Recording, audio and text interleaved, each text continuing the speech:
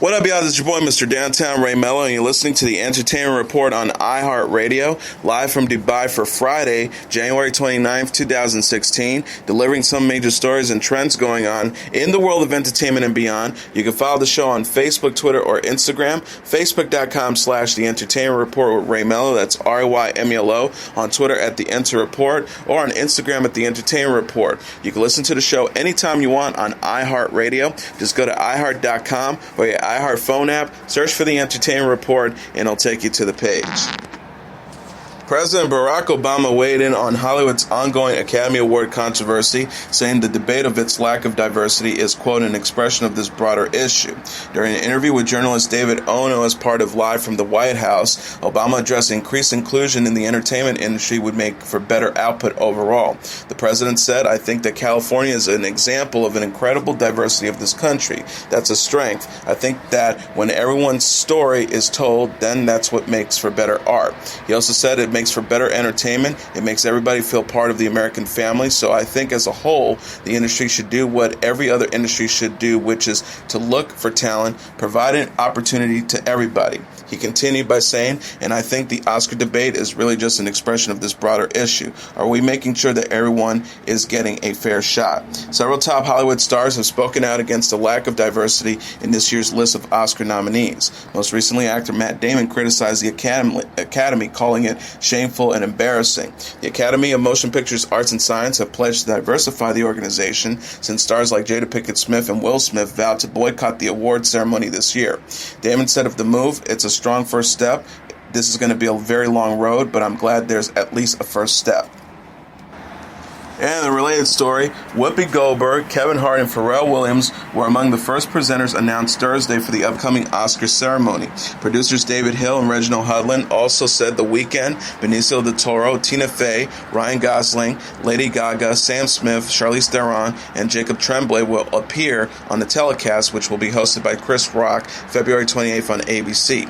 Hill and Hudlin said in a joint statement in revealing the first round of presenters, each of these artists bring a wonderfully distinctive element to the Oscar stage. Together they represent the many thrilling ways stories can be shared about the human experience, and we're honored they will be part of the celebration. Tom Cruise and producer Jerry Bruckheimer have met to discuss the long-in-development sequel, Top Gun 2.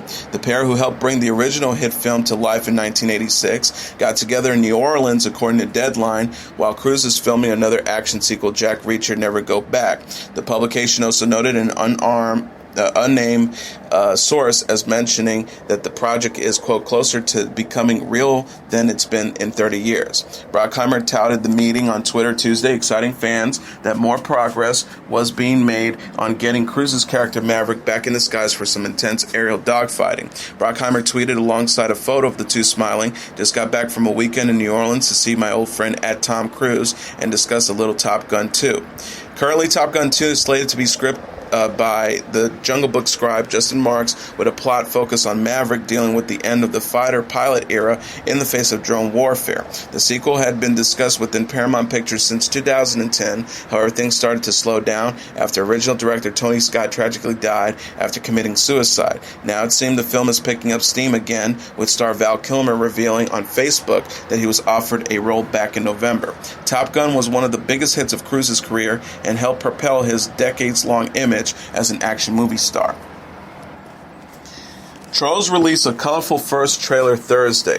The preview sees the titular toys come to life as they dance to Watch Me, Whip, and Nene, and the Tootsie Roll, and avoid being eaten by a Bergen. Anna Kendrick will voice Princess Poppy, with Justin Timberlake as Branch, Gwen Stefani as DJ Suki, James Corden as Biggie, and Russell Brand as Creep. Icona Pop, Ron Funches, Kunal Nayyar, and Glozell have roles. Timberlake will also serve as executive music producer and contribute music to the film. The 34-year-old singer gave fans a first glimpse of his character on Instagram this month. The star told The Hollywood Reporter, I have always envisioned bringing the two worlds of film and music together for one epic event, and can be more excited that they will collide in DreamWorks' Trolls. This film is very special. Trolls is directed by Shrek Forever After director Mike Mitchell and Walt Dorman and opens in theaters November 4th. The movie follows polar opposites Princess Poppy and Branch as they venture beyond their home and encounter Bergens. Kendrick previously voiced Courtney in Paranorman and will next star in The Hollers with John Krasinski. Timberlake, who lent his voice to Shrek the Third and Yogi Bear, last released Part 2 of the 2020 Experience in 2013. Ricky Whittle will lead the cast of new Star series American Gods. Neil Gaiman, who wrote the best-selling 2001 novel of the same name, confirmed the news Thursday on Twitter after the network announced the 34-year-old English actor's casting. The author wrote, "It gives me enormous pleasure to welcome at Mr. Ricky Whittle to the role of Shadow in at American Gods STZ. It's just the beginning of the journey." Whittle responded by saying, "I am truly humble and honored to be Shadow Moon in at American Gods STZ. Blown away by all your support and love. Thank you. Let me educate you in the genius of Neil himself. Go read his incredible book, #American Gods." Hannibal creator Brian Fuller and Heroes writer Michael Green will adapt and executive produce the series. American Gods follows the mysterious ex-con Shadow who is sucked into a war between the old gods of mythology and the new gods of the modern day. Gaiman said in a statement, "I'm thrilled that Ricky has been cast as Shadow. His auditions were remarkable. The process of taking a world out of the pages of a book and putting it into the screen has begun. Now the fun starts." Fuller and Green added, "We search every continent and country and all the islands in between for Shadow Moon, and we're lucky to have found Ricky.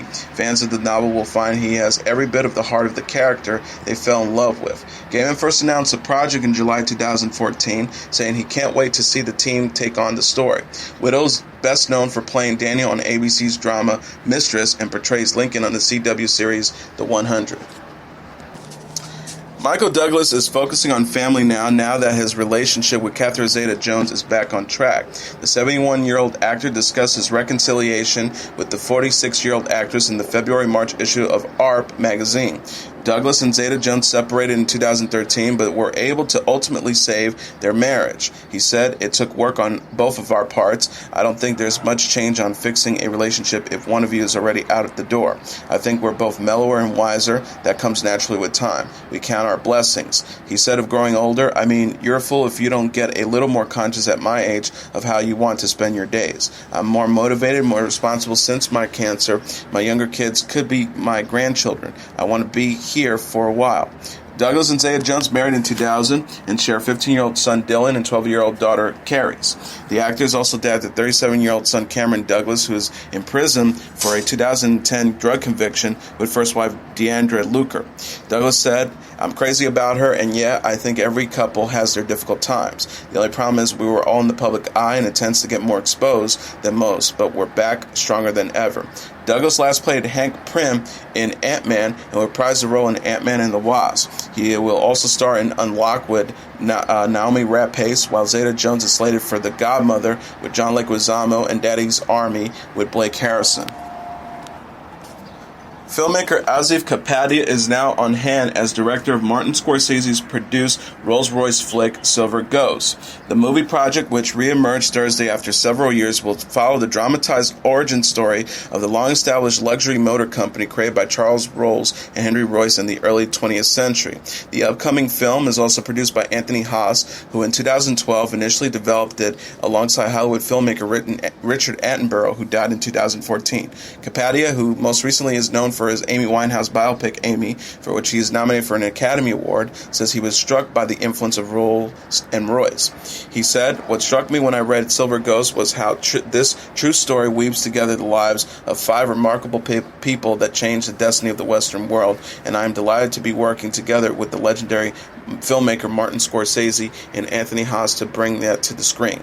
The announcement did not include word of when production for Silver Ghost will begin. NBC announced Thursday who will be joining new host Arnold Schwarzenegger in the upcoming 8th season of The Celebrity Apprentice. On the advisor side, Schwarzenegger will be joined by business heavyweights Warren Buffett, Tyra Banks, Jessica Alba, and Steve Bamier. Schwarzenegger's nephew, entertainment attorney Patrick Knapp Schwarzenegger, will also help the actor and former governor of California decide which contestant goes home at the end of every episode.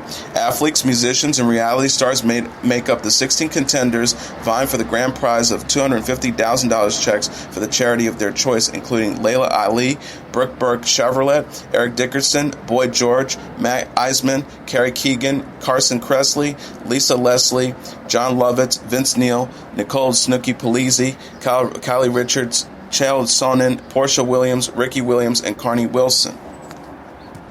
Schwarzenegger was announced as Donald Trump's replacement in September after Trump launched his GOP presidential campaign and following NBC cutting ties with the hotel mogul after controversial remarks he made regarding immigrants. British actor Sophie Skelton is set to play Brianna, the daughter of Jamie and Claire, in Season 2 of the time travel drama Outlander, stars announced Thursday. The small-screen adaptation of Diana Gabaldon's best-selling fantasy novel stars Sam Heughan as Jamie and Katrina Baffy as Claire. The cable television network tweeted, "The wait is over. Meet Sophie Skelton, who will be playing our beloved Brianna." Skelton said in her own Twitter post, "So excited to be joining the #Outlander team and be working with Kate, Sam, and Richard." Baffley's online greeting, "The biggest welcome to my TV daughter. Welcome to the family. So happy to have you on board." Heughan also weighed in with the message, "Still think I should have been Brie. Still welcome at Skelton Sophie. Smash it. Now behave, daughter." Skelton is best known for her roles on the UK television shows Casualty, Foyle's War, and DCI Banks. Two-time Oscar-winning actress Cate Blanchett is to make her Broadway debut in The Present, her husband Andrew Upton's adaptation of Anton Chekhov's first play, Plantinov. Co-starring Richard Roxburgh, it will have its New York premiere early next winter. John Crowley is directing the play, which was a hit when it ran in Sydney, Australia last summer. The theater completing cast and an opening date for the production will be announced soon, its producers said. A synopsis reads, Andrew Upton's adaptation is set post-perestroika in the mid-1990s at an old country house where friends gather to celebrate the birthday of the independent but compromised widow Anna Petronova. At the center is the aerobic witty Plantinov with his wife, his former students and friends, and their partners. They may appear comfortable, but boiling away inside is a mess of unfinished, unresolved relationships fueled by 20 years of denial, regret, and thwart desire. Crowley and Blanchett will both be at next month's Oscar ceremonies. Blanchett is nominated for Best Actress for Carol, and Crowley helmed the Best Picture contender for Brooklyn. Actress Jamie-Lynn Sigler is to guest star on a March episode of CSI Cyber. People magazine said the Sopranos alum will play Sasha, a brilliant director of content monitoring for a high-profile social media company. Sigler recently revealed she had been battling multiple sclerosis since she was 20 years old. CSI Cyber is now in its second season. The procedural co-stars Ted Danson and Patricia Arquette. Channing Tatum was just as surprised as the audience when music superstar Beyonce joined him on stage earlier this month during Spike's lip sync battle. Appearing on the Ellen DeGeneres show Wednesday, the actor described the surreal experience and how he wasn't even sure he would be able to enlist the help of the chart topper. He said, "This is the first time I ever met her right there. I won't even tell you what I had to do to essentially get her assistant's phone number or text her. I was texting her. I didn't even have the intention of her coming." He also added, "I was like, who can I bring out? I know Beyonce's not going to come, so I wanted to bring a cardboard cutout of Beyonce just to be funny. But then ultimately I ended up having to meet Beyonce while doing Beyonce," Tatum continued.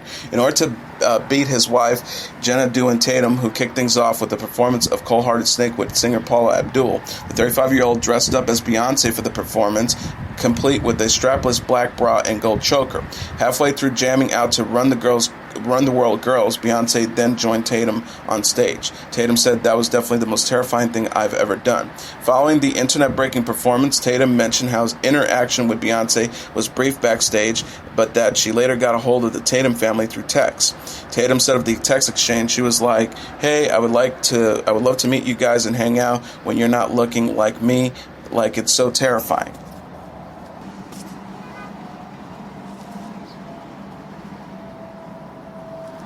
And in a related story, Kaley Cuoco recently gave a surprise performance to Ludacris on Lip Sync Battle.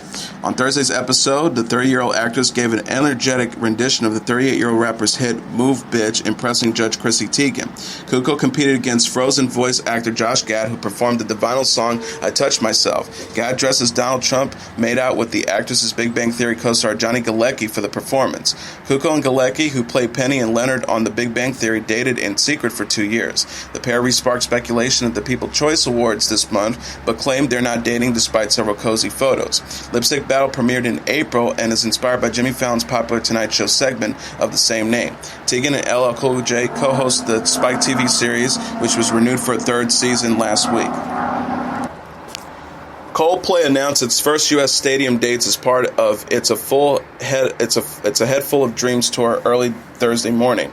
The band, expected to perform at this year's Super Bowl, will begin its stadium tour July 16th at New York's MetLife Stadium and close September 3rd at San Francisco's Levi's Stadium, according to the band's official website. Coldplay announced tickets will be available for pre-sale for its subscribers only starting Friday on Ticketmasters. Tickets become available to City card holders January 29th and to the general public beginning February 5th. And a passing to report, Paul Kantner, an original member of the seminal 1960s rock band Jefferson Airplane and eventually the leader of the successful group Jefferson Starship, has died at the age of 74. Kantner, who has survived close brushes with death as a younger man and recovered from a heart attack last year, died at a San Francisco hospital on Thursday after falling ill earlier the week, former girlfriend and publicist Cynthia Bauman told the Associated Press. Few bands so embodied the idealism and hedonism of the 1960s music scene in San Francisco as Jefferson Airplane. Kantner drew upon his passion for politics and science fiction to help write favorites such as Wooden Ships. The group was the first from the Bay Area to gain a national record contract and achieve mainstream success thanks to classics like Somebody to Love and White Rabbit. Kantner was 74 years old. Disgraced former pharmaceutical executive Martin Shkreli has responded to rapper Ghostface Killer's recent insults by threatening to erase the Wu-Tang Clan member from a rare album he bought from the group for $2 million. Shkreli, who sits in front of three masked figures in a new video, demanded an apology from the recording artist for criticizing and calling him an expletive during an interview with TMZ last week. Shkreli said in the video, "You have to listen to me. I buttered your bread. Do you understand me? I expect you to write me a written apology from the heart. Some contrition, some long letter where you explain your sorrow and sadness for what you've done." In November, Shkreli anonymously purchased Wu-Tang's album Once Upon a Time in Shaolin for $2 million. A month later, it was revealed that Shkreli was the buyer, a disclosure that dismayed some fans of the rap group. In retribution for the criticism, Shkreli threatened to erase Ghostface Killer's contributions to the album. He said of the rapper, "You're an old man that's lost his relevance, and you're trying to claim the spotlight from my spotlight. In fact, I think that if you ever say some dumb shit again, this Shaolin, I'm going to erase all your shit from this album." Shkreli then reiterated his demands Thursday, tweeting, "As mentioned in my video, I expect a written apology at Ghostface Killer. At least 500 words, no grammatical errors, and challenge stays intact." He had previously tweeted, "Don't cry, Ghost. All rap careers come to an eventual end." Shkreli gained international notoriety last year after his former company, Turing Pharmaceuticals, acquired the 62-year-old drug Daraprim and raised the price by 5,000% from $13 to $750 per tablet. He was arrested by federal authorities in December on an unrelated charge of security frauds. He fired his legal team earlier this month. He tweeted, "In December, I am confident I will prevail. The allegations against me are baseless and without merit." Rapper Kanye West spent over an hour Wednesday slamming Wiz Khalifa on Twitter over a misunderstood tweet. West, who recently returned as a social media regular to promote his upcoming album Waves, sent out more than 30 consecutive tweets criticizing fellow rapper Khalifa, who referred to KK after criticizing West's album name. Khalifa tweeted Wednesday after asserting Waves belongs to rapper Max B, "Hit this KK and become yourself." The black skinhead singer reportedly wrote in response, "Yeah, oh, that you and I can put his wife's initials on my Twitter at Wiz Khalifa." In the midst of West's rant, Khalifa clarified that KK mean weed. He wrote, "Reason why you're not wavy. Go back to Swish." During his rant, Yeezy referred to Khalifa's hit pop song featuring Infurious 7 as well as his ex-girlfriend, Amber Rose, whom he also dated. Afterwards, West turned around to embrace positive vibes, saying, "What's sad is I love Wiz and I love all my brothers and all my people. And I'm taking these down because it's all about positive energy, blessings, positive energy, blessings." Later, West finally acknowledged his mistake, saying, "I'm happy that I know now that KK means weed. Please excuse this confusion. Now back to #Waves. Rapper J. Cole released a surprise live album Wednesday to celebrate his 31st birthday. The no role model singer announced on Twitter, history turned into an album, Forest Hills Drive Live, available now. What a year, hip-hop deserves a live album. Consisting of 13 tracks, the live project was recorded during a live show in Fayetteville, North Carolina, which is also featured in the HBO documentary Forest Hills Drive Homecoming.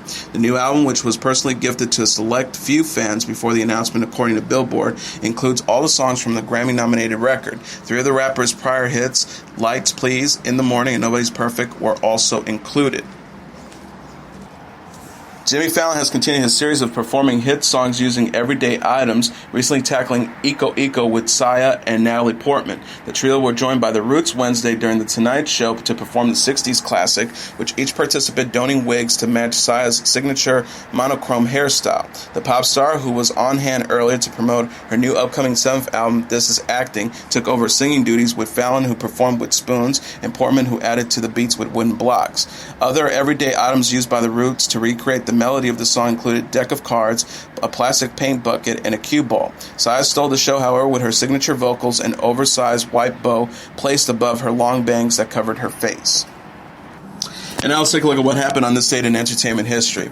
On this date in 1964, Dr. Strangelove premieres. Stanley Kubrick's black comic masterpiece, Dr. Strangelove, or How I Learned to Stop Worrying and Love the Bomb, opened in theaters to both critical and popular acclaim. The movie's popularity was evident of changing attitudes towards atomic weapons and the concept of nuclear deterrence. The movie focused on the actions of a rogue U.S. officer who believes that communists are threatening the precious bodily fluids of Americans. Without authorization, he issues orders to U.S. bombers to launch atomic attacks against the Soviet Union. When it becomes evident that some of the bombers may actually drop their atomic payloads, American President Merkin Muffley, played by Peter Sellers, frantically calls his Soviet counterpart.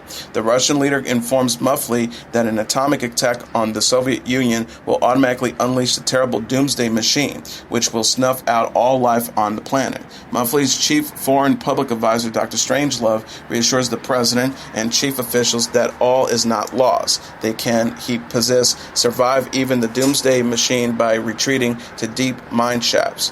Close scrutiny of the Dr. Strangelove character indicated that he was probably a composite of 3 people. Henry Kissinger, a political scientist who had written about nuclear deterrence strategy, Edward Teller, a key scientist in the development of the hydrogen bomb, and Werner von Braun, the German scientist who was a leading figure in missile technology. Little scrutiny was needed, however, to grasp Kubrick's satirical attacks on the American and Russian policies of nuclear stockpiling and massive retaliation. The film jabs at some of the sacred core beliefs of America's defense strategy struck a chord with the American people, particularly after the frightening Cuban Missile Crisis of 1962, when nuclear annihilation seems a very possibility. The American public was increasingly willing to question the nation's reliance on nuclear weapons. Also on this date in 1958, Paul Newman and Joanne Woodward marry. One of Hollywood's most enduring marriages begins on this date in 1958 when Paul Newman weds Joanne Woodward in Las Vegas, Nevada. The two actors first met in the early 50s while working in New York City on a Broadway production of the romantic drama Picnic. Newman had a supporting role and filled in for the show's star, while Woodward was the understudy to play the female leads. They were both members of the Lee Strasberg's prestigious Actors Studio alongside Marlon Brando, James Dean, and Ron Steiger. After the play's success, Newman and Woodward both headed to Hollywood, where he signed a contract with Warner Brothers, and she began working with 20th Century Fox. Though Newman's first film, The Silver Chalice, in 1954, was a bomb, he followed up with an acclaimed turn as the boxer Rocky Graziano in Somebody Up There Likes Me in 1956. Woodward had even more early success, starring as a woman with multiple personality disorders in The Three Faces of Eve in 1957. The role won her an Oscar for Best Actress. In 1957, Newman was cast opposite Woodward and Orson Welles in The Long Hot Summer 1958, a film set in a small sweltering Mississippi town and based on short stories by William Faulkner. By the time film ended, Newman and Woodward were discreetly living together. After Newman's divorce from his first wife was finalized, the couple headed to Las Vegas, where they married in January 1958. After the ceremony, the couple honeymooned at London's Connaught Hotel. Over the course of the next 2 decades, Newman starred in a series of critically acclaimed, commercially successful movies, most notably The Hustler in 1960, HUD in 1962, Cool Hand Luke, 1967, and the two blockbuster pairings with Robert Redford, Butch Cassidy and Sundance Kid in 1969, and The Sting in 1973. He and Woodward starred together in a number of films, including From the Terrace, 1960, Paris Blues, 1961, and A New Kind of Love in 1963, none of which matched the success of The Long Hot Summer. In 1968, Newman made his directorial debut with the film Rachel Rachel. As a title character, Woodward garnered an Oscar nomination for Best Actress, one of 4 total nominations that film received. Upon the film's release, Newman remarked in the press that Woodward had given up her career for him, and that's why he directed the movie for her. By that time, Woodward and Newman had 3 daughters and were living in Connecticut, far from the glare of the Hollywood spotlight. In addition to the diverse worlds of film and auto racing, which Newman got involved with after starring in the 1969 film Winning, the couple was also active in liberal politics, lobbying for various causes and speaking publicly on behalf of Democratic candidates. Newman was later appointed by President Jimmy Carter to serve on the United Nations Conference on Nuclear Disarmament. Throughout, the couple diligently defended the solidity of their marriage against press speculation, posing together for a Life magazine spread in 1968 and placing a full-page ad in the Los Angeles Times the following year proclaiming that they were still happily together. The marriage weathered some hard times. They later admitted that their work together on the effect of gamma rays on man-in-the-moon marigolds in 1972, in which Newman again directed his wife, caused strain in the marriage and sustained them through tragedy, as Newman's son Scott died from a drug overdose in 1978. In 1987, Newman once again directed his wife in the well-received film The Glass Menagerie. That same year, he won his first Oscar for Best Actor after he reprised his hustler role as Fast Eddie Felson in the Martin Scorsese-directed sequel The Color of Money. In 1990, Newman and Woodward starred together for the 10th time in Mr. and Mrs. Bridge. They also both appeared in the HBO movie Empire Falls in 2005, but had no scenes together. By that time, Newman had turned another of his hobbies, a small salad dressing company he'd started in 1982, into a retail empire, Newman's own, which would eventually generate more than $220 million in charitable donations and expand to include popcorn, pasta sauce, salads, salsa, and fruit drinks. Newman and Woodward celebrated their 50th wedding anniversary in January 2008. Later that year, Newman was set to direct a stage production of John Steinbeck's Of Mice and Men at the Westport Country Playhouse in Westport, Connecticut, where Woodward is the artistic director. He withdrew from production in June, citing health reasons, and it was later reported that he had been diagnosed with lung cancer. Newman died on September 26, 2008, at the age of 83. And that is your entertainment report for Friday, January 29th, 2016. I'm your host, Mr. Downtown Ray Melo. I'll be back on Monday to deliver some major stories and trends going on in the world of entertainment and beyond. You can follow the show on Facebook, Twitter, or Instagram. Facebook.com/The Entertainment Report with Ray Melo. That's RYMELO. On Twitter at The Enter Report, or on Instagram at The Entertainment Report. You can listen to this episode or any previous episodes of The Entertainment Report anytime you want on iHeartRadio. Just go to iHeart.com or your iHeart phone app, search for The Entertainment Report, and it'll take you to the page. Everyone have a great weekend, good night, and God bless you all.